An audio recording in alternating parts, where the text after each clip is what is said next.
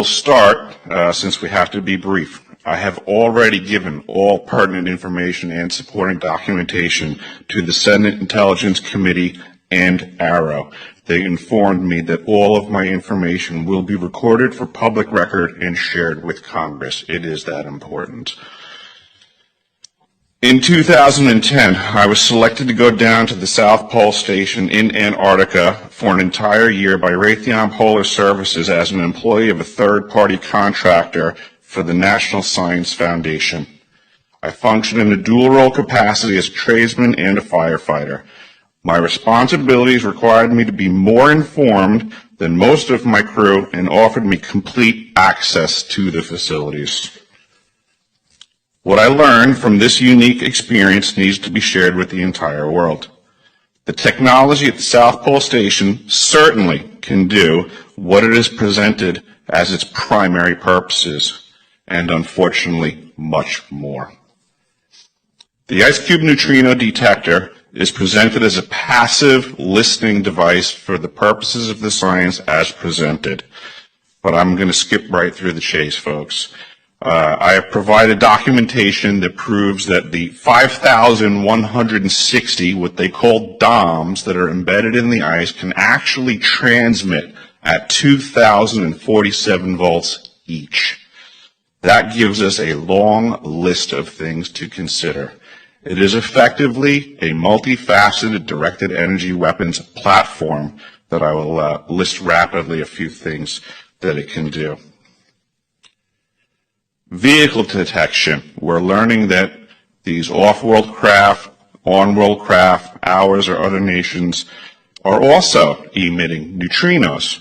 So this makes the South Pole Station effectively an air traffic control station for this new level of equipment that nobody's discussing.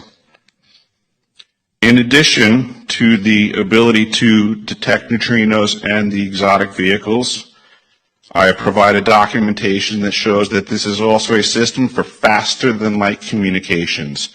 In the past, Gary McKinnon has hacked NASA, found the off-world fleet, the list of captains, and it's apparent that if we have faster than light vehicles moving throughout this system, we're going to need faster than light communications. This is that facility. Unfortunately, I have other bad news. The season that I was there, 2010 to 2011, we converted from construction to operations and maintenance in both the elevated station and the detector array.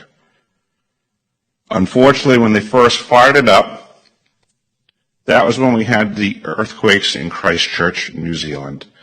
There was 2 incidental shots before they were able to target it correctly. This is an earthquake generating device as well. This is the weapons of war that we have to deal with now and what Raytheon's hiding. There's an ELF system at the South Pole Station, and when I arrived, I was told it was off, dismantled, and completely defunct. In my work, I will rapidly just tell you, I had to figure out the circuitry for certain other repairs, and I found that this system is in fact completely energized, up and running, and being utilized with the other systems for nefarious purposes as well.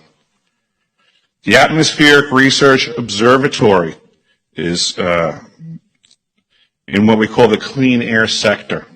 I witnessed myself a very powerful green laser shooting out of the top of this facility into the cosmos. This, I believe, is a secondary form of long-range communications and or a defense system. I am not saying that we need to be scared of anything that's out there, but please understand the military-industrial complex is happy to invest all of your money in alleviating their fears.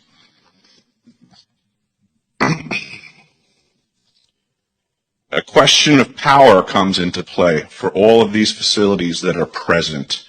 I assure you, I knew what was going on. I knew the load demands of the facility, and all of these new items exceed the demand for the systems that I was presented.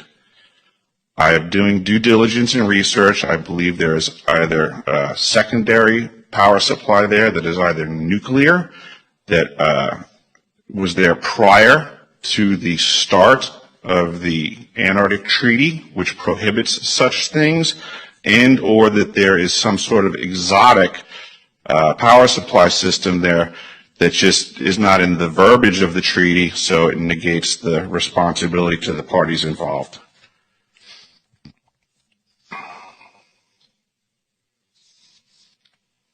I think that pretty much covers it for today.